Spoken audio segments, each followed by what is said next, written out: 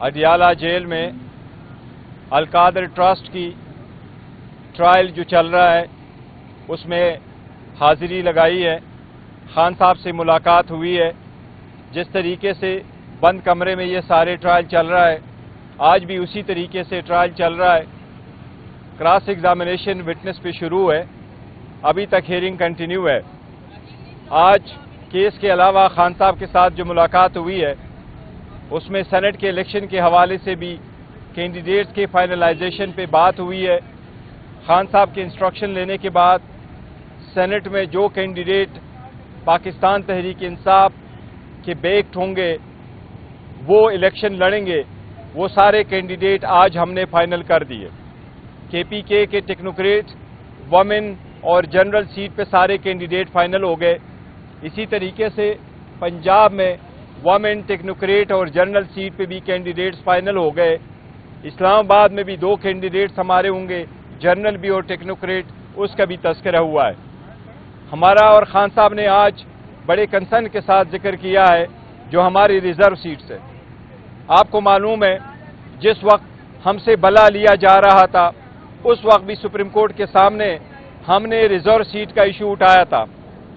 Chief justice साहब ने observation दे दी थी कि जब ये इशू हमारे पास आएगा तो हम इसको देखेंगे। उस वक्त भी हमने इस अंदेशे का इजहार किया था कि अगर हमारे से बला लिया जाएगा तो हमें रिजर्व सीट का इशू आ सकता है। आज जबकि पेशावर हाई कोर्ट ने अपना डिसीजन दिया है, उसके खिलाफ हम सुप्रीम कोर्ट जाएंगे। हम उम्मीद रखते हैं कि अदलिया को वो वादा रिमाइंड कराते हुए उम्मीद रखते हैं कि इंशाअल्लाह सुप्रीम कोर्ट इसका जल्द फैसला करेगी। हमारा मौक़िफ़ यही है कि आर्टिकल 51 के मुताबिक किसी भी पॉलिटिकल पार्टी को उसकी जीती हुई सीटों से ज़्यादा सीटें रिजर्व सीट में से नहीं मिल सकती।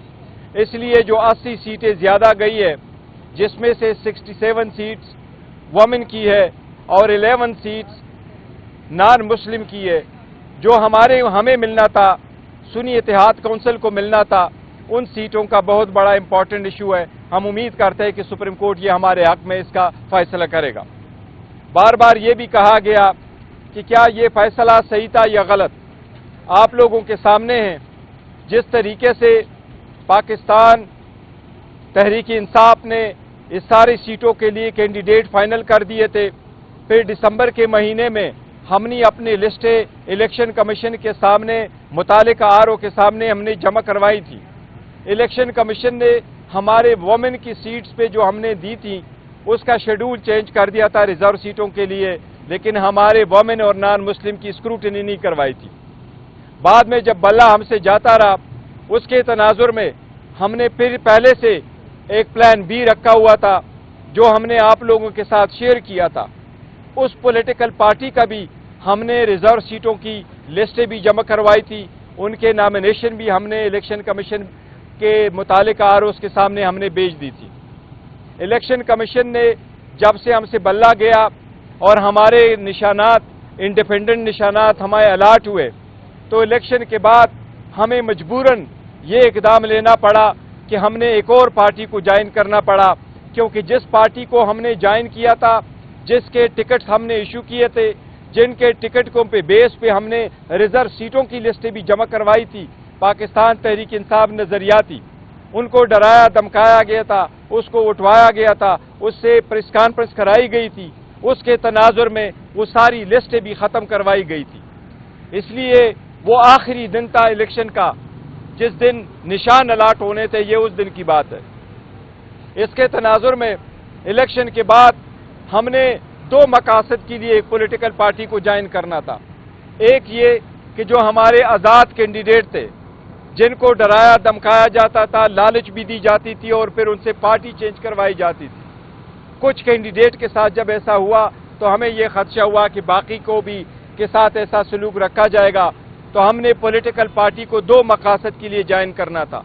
एक ये कि हमें रिजर्व सीटें मिले, दूसरी ये कि जो हमारे इंडिपेंडेंट कैंडिडेट से उनके साथ हमें प्रोटेक्शन मिले और अब मजीद इसकी डिफेक्शन हमारी पार्टी से ना हो। उसके तनाजुर में हम अभी भी यकीन करते हैं कि आईन में बड़ा क्लियर है कि किसी पॉलिटिकल पार्टी को اس کے جیتی ہوئی سیٹوں سے زیادہ نہیں مل سکتی۔ اس لیے ہم نے جو کہ سنی اتحاد کونسل کا فیصلہ پارٹی کو جوائن کیا تھا، جو ایک پراپر ڈیسیجن تھا، صحیح ڈیسیجن تھا، سوچ سمجھ کر کے ہم نے کر دیا تھا، سائن کیا تھا۔ اس وقت کے جو حالات تھے، اس حالات کے مناسبت سے اگر کبھی میں آپ کو سارے فیکٹس بتا دوں کہ کیا کیا ہوا تھا اس وقت سارے پولیٹیکل پارٹی کو جوائن کرنے کے سلسلے میں اور اس پارٹی کو جوائن کرنے میں، سو یہ ایک سنجیدہ اور بہترین اور صحیح فیصلہ تھا جو اس وقت ہم نے کیا تھا، اور ہم اس پہ ابھی بھی قائم ہیں۔ اس لیے ہمیں سپریم کورٹ سے یہ استدعا ہے اور التماس ہے کہ ہمارے کیس کا جلد سے جلد فیصلہ ہو، اور آرٹیکل 51 کی یہ تشریح ضروری ہے کہ کیا کسی پولیٹیکل پارٹی کو جیتی ہوئی سیٹوں سے زیادہ ریزرو سیٹیں مل سکتی ہے یا نہیں، یہ بہت اہم ہے۔ اسی لیے ہم سمجھتے ہیں کہ انشاءاللہ تعالی عدلیہ کا فیصلہ ہمارے حق میں ہوگا۔ Any question?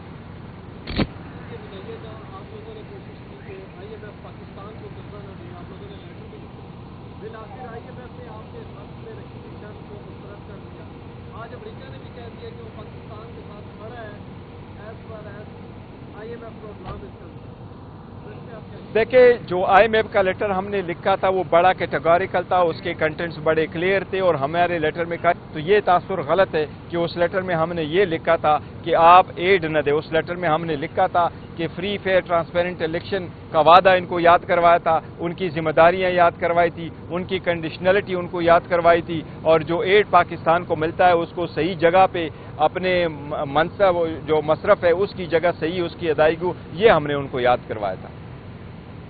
P T I کے جو کارکنان ہیں انہوں نے امریکہ میں آئی ایم ایف کے دفتر کے باہر مظاہرہ کر کے پاکستان کو مالی امداد نہ دینے اور اگر دی جاتی ہے تو سخت سے سخت ترین شرائط جو ہے وہ نافذ کرنے کا مطالبہ کیا۔ اور دوسرا، آج اسد قیصر صاحب نے بھی اسمبلی میں ایک ایشو ریز کیا ہے کہ ہم اس وقت تک فلسطین کے حق میں قرارداد پیش نہیں ہونے دیں گے جب تک عمران خان صاحب کے حوالے سے قرارداد نہیں۔ دیکھو، میں اس کی تشخیص کرتا ہوں، کل جو قرارداد پیش ہو گئی ہے وہ شور شرابے میں زیادہ تھا۔ اسد قیصر صاحب نے کبھی بھی یہ نہیں کہا ہے کہ ہم فلسطین کے حق میں ریزولوشن کی تعاون نہیں کریں گے، نہ اپروول میں حصہ دیں گے جب تک خان صاحب کے حق میں نہیں۔ فلسطین کا ایشو ڈیفرنٹ ہے، اور ہم نے فلسطین کے ایشو پہ کسی ایشو کو اور کو مکس اپ نہیں کیا ہے۔ یہ مس انڈرسٹینڈنگ ہے، شاید وہ اس وقت کی شور شرابے میں شاید ایسی اس مسکنسیپشن کلیئر ہوئی ہوگی، ادروائز ہمارے طرف سے وہ یونانیمس ہے اور ہم نے اس کے ساتھ ایگری کر دیا تھا۔ ہم نے جو نہیں ایگری کر دیا تھا جس ریزولوشن کے ساتھ، وہ اس سے پہلے تھا، وہ بٹوں سے ریلیٹڈ ریزولوشن لے کے آئے تھے۔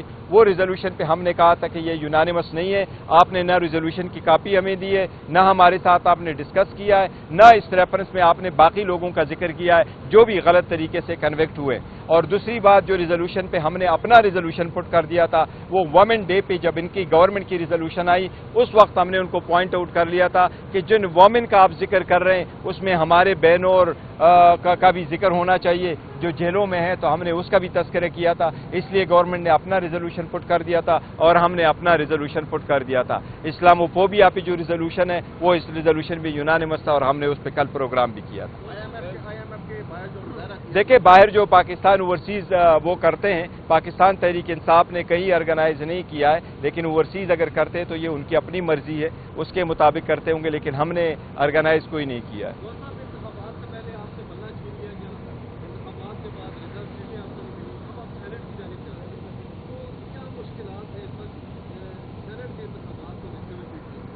دیکھیں، مشکلات تو واقعی ہے، اور ہم جو کوشش کر رہے ہیں وہ اس کے لیے کہ جمہور مضبوط ہو، ایمان مضبوط ہو، اور الیکشن کے جو ووٹ ہے اس میں پیسہ نہ چلے۔ اور پہلے بھی ایک پٹیشن ہم نے سپریم کورٹ میں داخل کروائی تھی، پی ٹی آئی نے، خان صاحب نے اپنے آرٹیکل 186 پہ ایک اوپینین مانگنے کے لیے سپریم کورٹ کو پٹیشن بھیجی تھی، اور اس میں سپریم کورٹ نے یہ ہوٹ کر دیا تھا کہ سینٹ کے الیکشن میں ہر ووٹ ویریفائبل ہونا چاہیے۔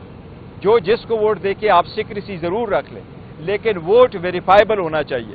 کل اگر کوئی ڈسپیوٹ ہوتا ہے کہ کس نے کس کو ووٹ دیا ہے تو الیکشن کمیشن کے پاس ایسا میکینزم ہونا چاہیے کہ یہ کس کا ووٹ کس طرف غلط ہوا ہے، تاکہ پیسوں کا روک تھام اور ووٹوں کا خرید و فروخت رک جائے۔ تو ابھی بھی ہمارا مطالبہ ہے، سپریم کورٹ سے بھی مطالبہ ہے کہ یہ آپ کی ججمنٹ ہے، اور الیکشن کمیشن سے یہ مطالبہ ہے کہ وہ آپ کے خلاف یہ ججمنٹ دے گئی تھی، آپ کو ڈائریکشن دے گئی تھی، آپ ضرور اس ووٹوں پہ ایک بار کوڈ وہاں لگائیں اور وہ ویریفائبل کرے تاکہ یہ لانگ ٹرم میں یہ پروسیس ہمیشہ کے لیے ختم ہو.